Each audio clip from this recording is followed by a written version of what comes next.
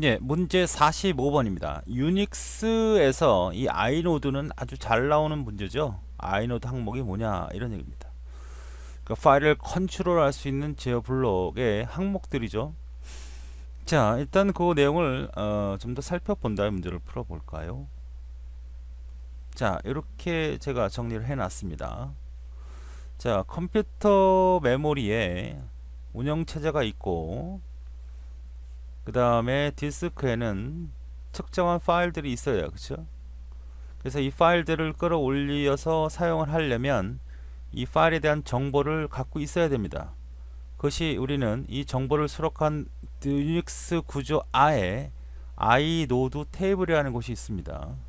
그래서 이 아이노드 테이블에 해당되는 항목이 아닌 것을 찾아라 하는 문제죠. 자, 그래서 우리는 유닉스 같은 경우는 보통 폴더로 해볼까요? 사용자 유저 폴더가 있고 밑에 어떤 S1이라고 하는 폴더가 있고 거기에 특정 파일이 하나 있다고 가정을 해봅시다. 이게 a.txt라고 하자고요. 그러면 어떤 이것이 뭐가 되냐면 얘는 그룹에 해당되는 거고요. 얘는 개개인의 사용자죠. 그래서 유닉스는 보통 이 파일을 소유한 사람이 있고 그 소유자가 속해 있는 그룹이 있어요. 그래서 만약에 얘가 500번이다.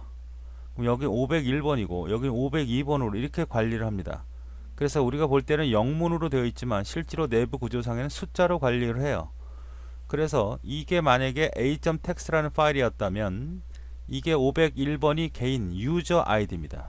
개인 사용자 식별할 수 있는 폴더라고 보시면 되겠어요. 얘네들이 속해 있는 그룹이 500이라고 하면 500이 바로 뭐야? 그룹 아이디죠. 그룹명이다 이렇게 보시면 되겠어요.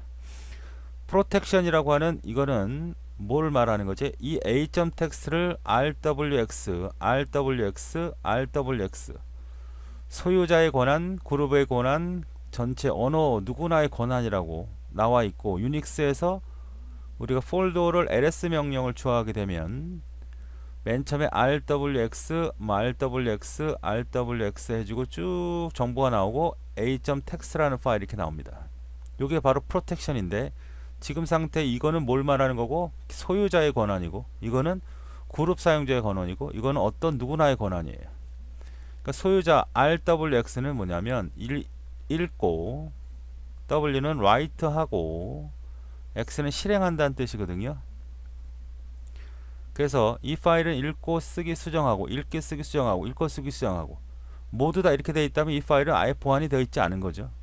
그래서 보통 우리 파일들은 rw 이렇게 기본으로 되어 있죠. 이렇게 소유자는 어떤 거고 읽고 쓰기 실행 파일이 아니고 그룹과 어떤 누구든 볼 수만 있지 수정할 수는 없게끔 만들어져야죠.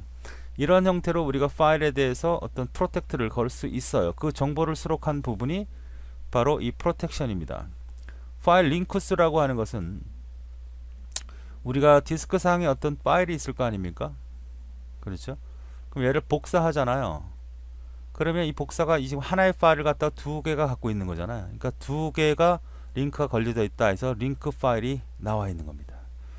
블록 주소는 뭐냐면 디스크 구조 안에 아이노드 테이블 영역이에요. 이게 그럼 어떤 특정 파일이 있을 거 아닙니까?